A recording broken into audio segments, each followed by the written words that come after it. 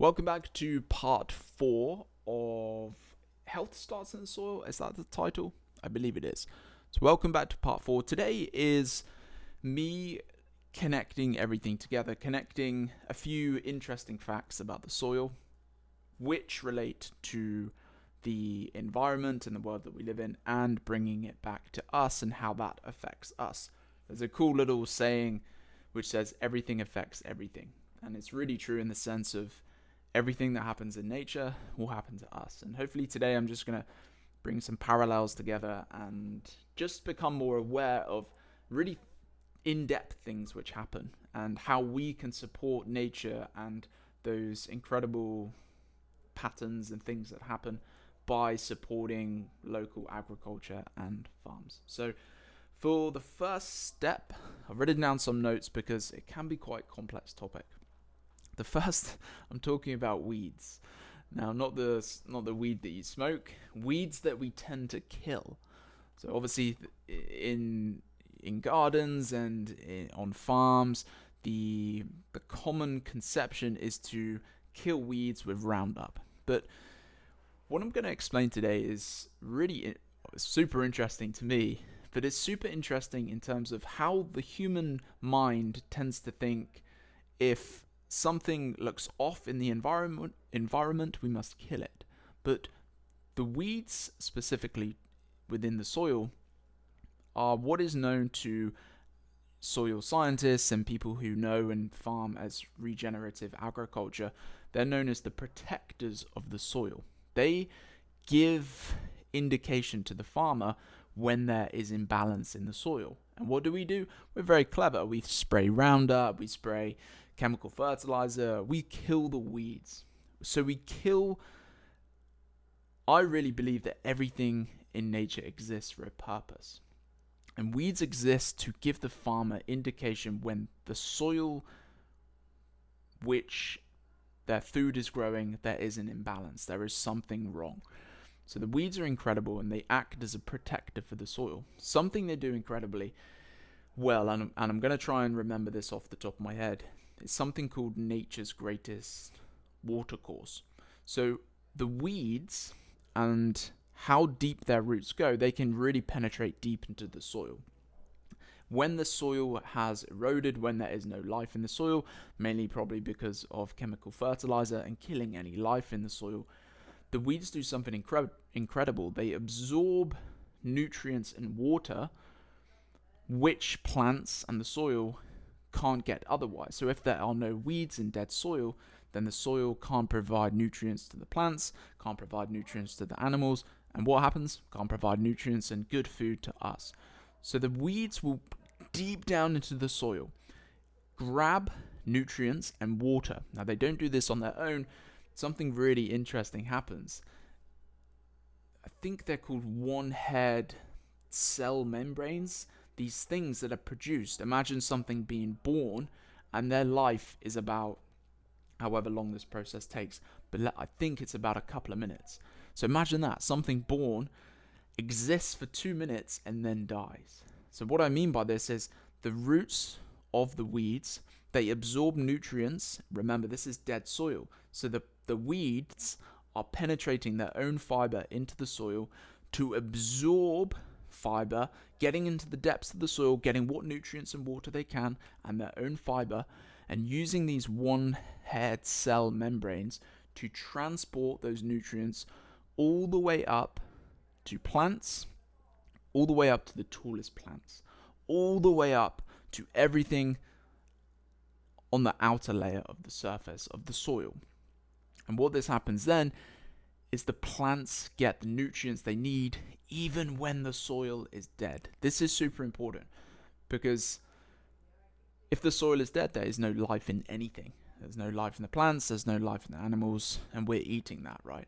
So the weeds are there to protect this life cycle when there is no life. Does that make sense? How amazing is that? And when the plants get these nutrients from these little cell membranes, they convert those nutrients into sugar. And that sugar is then absorbed into the plants, so they get their nutrients. The plants then push, I think it's nitrogen, back to the soil, feeds whatever microbiology in the soil, and it keeps this cycle alive. It keeps everything going. And whatever sugar isn't used, it's turned into gas, which is extracted and which is absorbed from the atmosphere. And if you think there's, lots going on with climate change right now, this supports this atmosphere and soaking up carbon from the atmosphere and just supports this cycle of life. And then what do you and I do? We absorb that. We eat this cycle of life. We're eating this. If we're supporting it, we're supporting this cycle of life. But chemical fertilizers, NPK fertilizers, rodenticides, herbicides, fungicides, pesticides, and whatever else crap they put on the soils and the life, you lose this. Kill the weeds, you have no protector, you kill the soil, and you kill all of that process.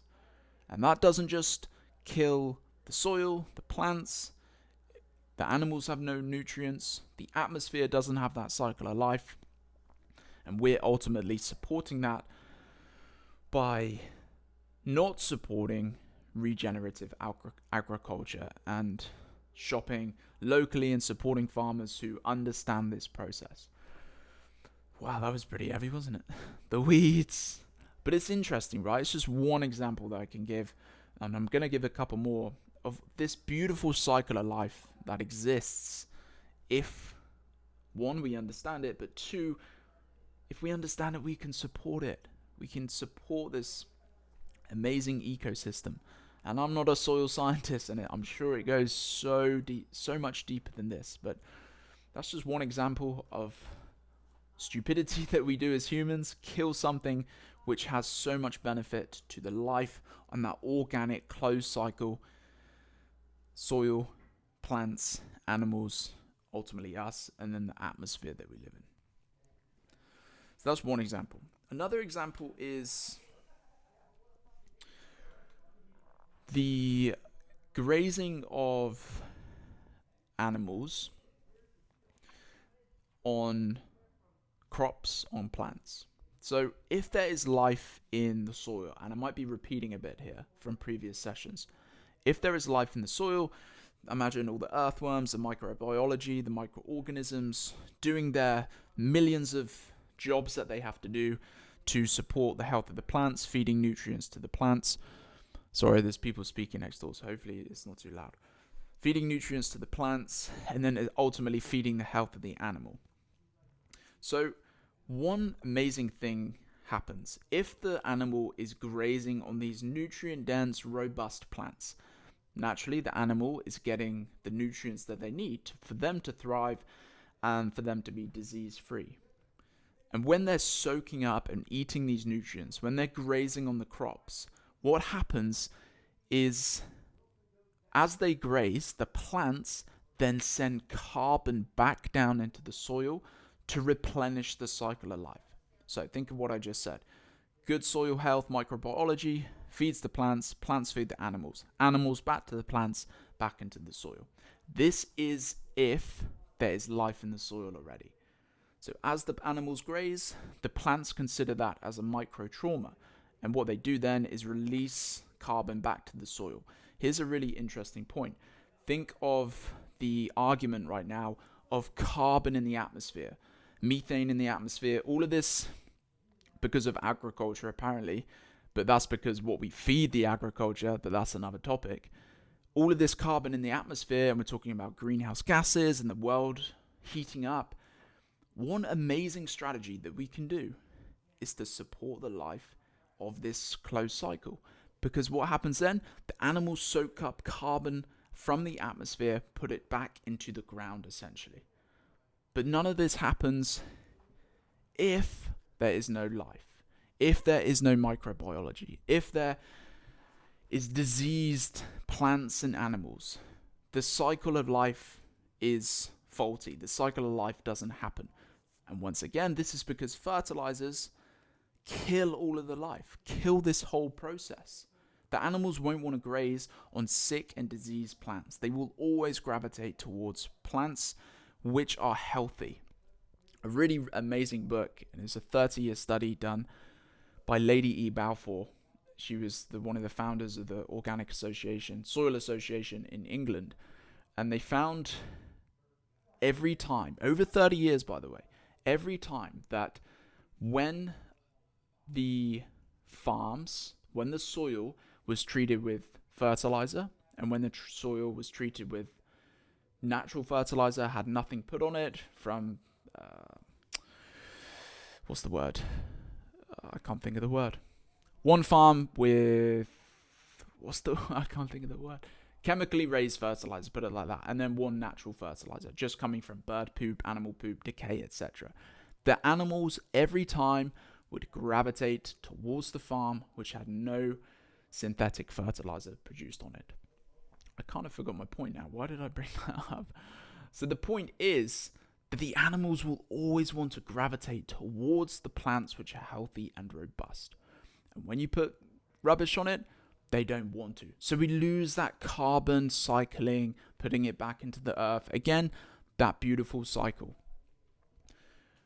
And how can we support that? We can support that cycle once again by doing our best and shopping at local farmers markets, speaking to your farmer, getting to know your farmer. What do you put on the farm? And this isn't you being, all right, mate, what do you put on your farm? What sort of stuff do you put on? I want to know.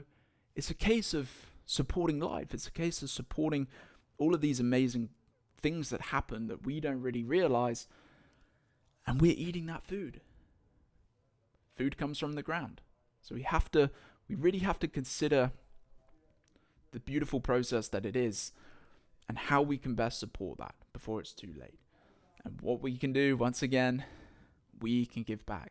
Support the farmers by giving them our support by buying their foods, even if it's little as onions, some carrots, a little bit of meat. It all goes a long way. And wrapping that back to you and I, when you're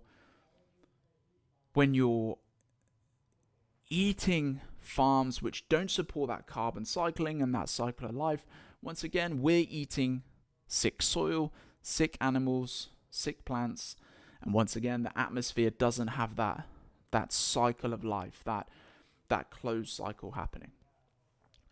I always want to wrap it back to how you can absorb this and take this away and figure this out, how this is beneficial for you and the whole ecosystem. Cool. This is pretty heavy, but I think my memory's kicking in. I think I'm doing all right. There was one more point that I wanted to make about all of this, and it was actually about the disease and the disease-resistant farms. So if you think about when we're eating food, and if you think about, if I pose a question to you now, what food would you prefer to eat? Food from a farm which is raised chemically, has diseases. Well, let me backtrack a bit. When used chemical fertilizer, you are creating an environment which is susceptible to disease and parasites and killings of fungi and bacteria because they have no life. Life supports life, right? So if you're putting chemical fertilizer on and salts, you kill the life, which means more disease is present because the environment that the disease is in is favorable for the disease to survive, if that makes sense. But if a farm has robust plants, there's life in the soil, they may get disease, but like you and I, we might get a cold or a flu or an infection, but we can fight it off because our internal environment is most likely healthy to get rid of it pretty quickly. The same goes to the farm and the soil. If it's produced and if the environment is good, there's life, they might get a bit of disease, but because the life is there, they can get rid of the disease pretty quickly, and or most of the time, diseases aren't present because the environment there isn't favorable for diseases to survive. I think that makes sense. So, back to my question. What food would you prefer to eat? Food which is raised in these sick environments, or food which is raised in these healthy environments? And it makes sense, right? The answer is pretty obvious. You want to be consuming foods which are disease-free and robust, vitality, bringing yourself vitality on board, as opposed to dead life, chemically fertilized farms, sick plants, sick animals. And I really think there should be a study on this. I think we should set aside a 10-year study and study a group of people, randomized control trial, group of people doing one farming system and another. And I think the results would be staggering. But soil science isn't sexy, right? So it'd be interesting to see if that study ever comes to fruition. But that question makes sense. We want to be eating foods which is raised in a farm which is disease and resistant, disease free.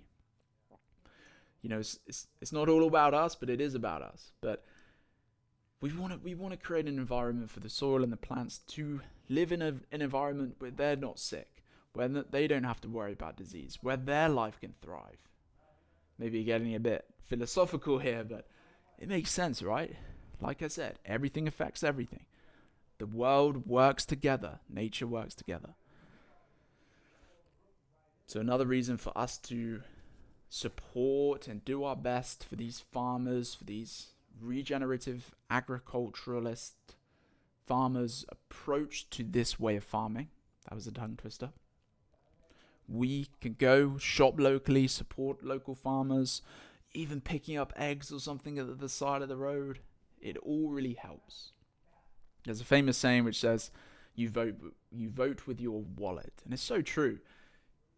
How we want to live is where we put our money, right? If you put your money into the hands of ultra processed food companies, they can produce that. If we put our money back into the soil and agriculture and farmers who need it right now more than ever, there's protests all around the world, then we keep them alive. We keep that system going.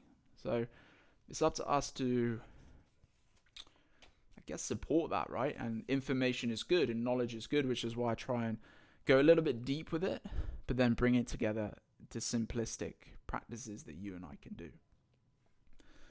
Cool. So they're the three I wanted to bring home of just some pretty in-depth stuff, which we don't realize. Connecting it back to nature and the ecosystem and how it helps the atmosphere, and then bringing it back to us and how we can help with this cycle and how it affects our health and the health of everyone around us, our friends and family. So I'm going to wrap up part 4. I really hope you found that interesting.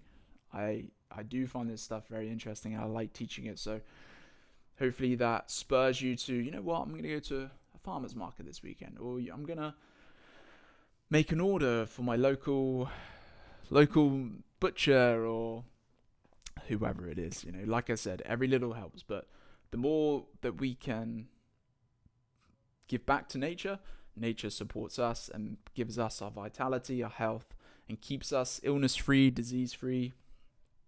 Obviously, we can't control. It's not just one piece of the puzzle, but it's a huge piece of the puzzle. And we can do our best by supporting the soil, which supports the plants, which supports the animals, which ultimately supports the ecosystem and us. So thank you for listening. Appreciate your time, and cool. Keep checking into the sessions. I'm actually going to upload this one on my Spotify as well. So if you're listening on Spotify, let me know how you enjoyed the session, and if you could give the show a rating, I would hugely appreciate it. The 5 stars is just under the name Pavita Wellness Experience, and it just gets the show in front of more people. Thank you for your time. There is a part 5 to this, members only. Spotify won't be putting it on there, but you can become a member. 2 weeks for free on me. Just let me know. Until then, see you soon, and get shopping at your local farmers markets. See you soon.